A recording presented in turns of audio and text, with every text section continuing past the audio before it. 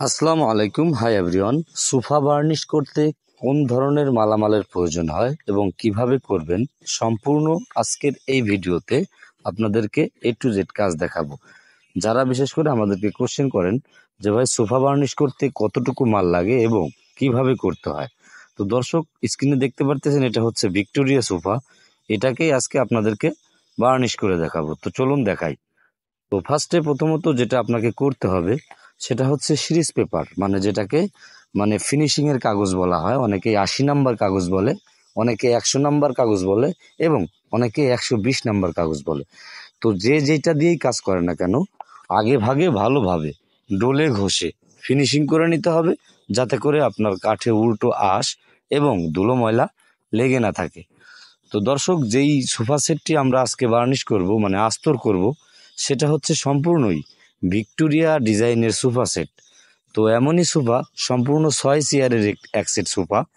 তো ভালোভাবে লক্ষ্য করে দেখুন, প্রত্যেকটি পায়ায় কিন্তু ডিজাইন রয়েছে এবং সাইডেও ভরপুর ডিজাইন রয়েছে।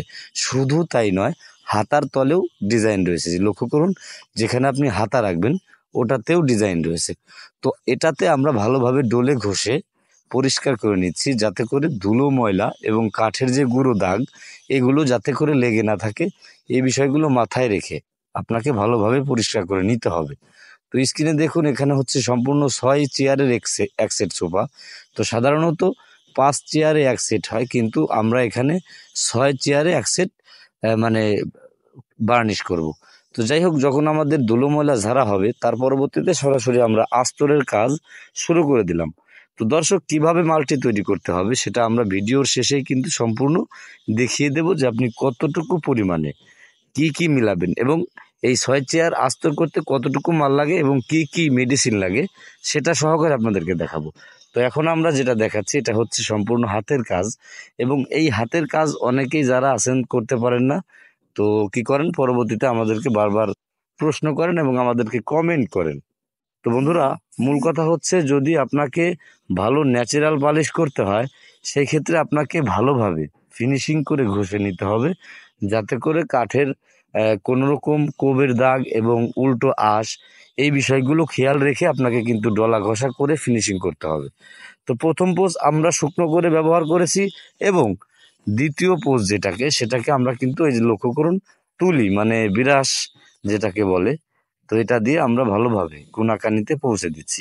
তো এভাবেই আপনি, যদি আপনার খাট হোক কিংবা আপনি সোফা সেট হোক, যেটাই করেন না কেন, সেম আমাদের মতো যদি করতে চান, তাহলে অল্প খরচে আমি বলতে পারি যে আপনি ন্যাচারাল পালিশ করতে পারবেন। এবং আমরা এই 6 চেয়ারের সোফায় সম্পূর্ণ কতটুকু মাল খাওয়াবো, এটা আমরা কিন্তু তার 2 পার্ট আর একটা ভিডিও আপনাদেরকে দেবো। আজকের ভিডিওতে শুধুমাত্র আস্তরে কতটুকু মালামাল প্রয়োজন হয় এবং কি কি মাল লাগে সেগুলো আপনাদেরকে দেখাবো। তো যাই হোক, অলরেডি আমাদের রোদ্দুরে ফেলে রেখে এটাকে আস্তরের কাজ বাজ করে যাচ্ছি। সেম একইভাবে চাইলে আপনিও করতে পারেন। তো যাই হোক, আমরা এই যে ভিক্টোরিয়া ডিজাইনের যে সোফা সেটটি সম্পূর্ণ ডিজাইন হয়েছে, হাতায় ডিজাইন রয়েছে, গাড়িতে ডিজাইন এবং সামনে ঝুলমিতেও ডিজাইন রয়েছে। শুধু তাই নয়, এটার আকর্ষণীয় একটা বিষয় হচ্ছে এই সেটটি সম্পূর্ণ 6 চেয়ারে আর কি এক সেট। ঠিক আছে। তো যাই হোক, এটা আমরা অল্প খরচে, মানে আপনি 5 চেয়ারেও যতটুকু মালের প্রয়োজন হবে ঠিক সেম তার সাথে সামান্য কিছুটা পরিমাণ বেশি দিয়ে আমরা এই 6 চেয়ারটি বার্নিশ করব। তার মানে এক খরচে আপনার দুইটা হয়ে যাচ্ছে, তার মানে চেয়ার একটা বেড়ে যাচ্ছে।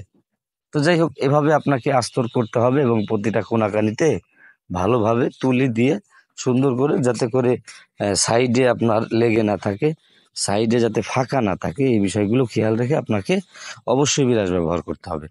আরেকটা বিষয় হচ্ছে, যখন আপনার আস্তরের কাজ হবে, তো তার পরবর্তী স্টেপে যে কাজ করার প্রয়োজন সেগুলো কিন্তু আপনাকে করতে হবে। তো সেগুলো যদি না জানা থাকে তাহলে অবশ্যই আমাদেরকে কমেন্ট করে জানাবেন। তো সেটার জন্য আপনাদের জন্য ভিডিও তৈরি করবো যে আস্তরের পরে কি কাজ করতে হয়। তো অবশ্যই বিশেষ করে যারা বার্নিশ মিস্ত্রি, ইনরা তো ভালোভাবেই জানেন যে আস্তরের পরেই কিন্তু পরবর্তী স্টেপ হচ্ছে পুটিং এর কাজ। তো যাই হোক, পুটিং সম্পর্কে যদি কোনো প্রশ্ন থাকে তাহলে সেটাও আমাদেরকে করবেন। আর একটা বিষয় হচ্ছে, যদি আপনার পুটিং বানানো না জানা থাকে, এগুলো নিয়েও অ্যাভেলেবেল আমাদের চ্যানেলে ভিডিও রয়েছে। তো কিভাবে আপনি কাঠের পুটিং তৈরি করতে হয় সেগুলো নিয়ে অলরেডি আমাদের অনেক ভিডিও আছে, চাইলে ওখান থেকে দেখে নিতে পারেন। তো যাই হোক, আমরাও অলরেডি মোটামুটি কথা হচ্ছে যেইখানটা বাকি রয়েছে এবং যে ডিজাইনের তলায় কিন্তু প্রচুর পরিমাণে ডিজাইন। এই ভিক্টোরিয়া সোফা সেটটি বলতেই কি ভরপুর নকশা এবং ভরপুর ডিজাইন। তো বন্ধুরা চলুন আপনাদেরকে দেখাবো কিভাবে আপনি এই আস্তরটি তৈরি করবেন, কতটুকু পরিমাণে। তো দর্শক, প্রথমত গালা ভিজিয়ে রেখেছিলাম, সেই গালাটি আমরা পরিমাণ অনুযায়ী এখানে ঢেলে নেব মাত্র 200 গ্রামের মতো, এবং কিছুটা স্পিরিট নেব, সেখানে হচ্ছে সর্বোচ্চ 100 গ্রাম স্পিরিট। পাতলা করে কিছুটা সিঁদুর ব্যবহার করব এবং কিছুটা হলুদ মাটি রং, অনেকেই এলামাটি রং বলে। তো এই এলামাটি রংটা দিলে কি হয়, কালারটা একটু লাইট লাইট ভাব হয়, সোনালি সোনালি ভাব হবে।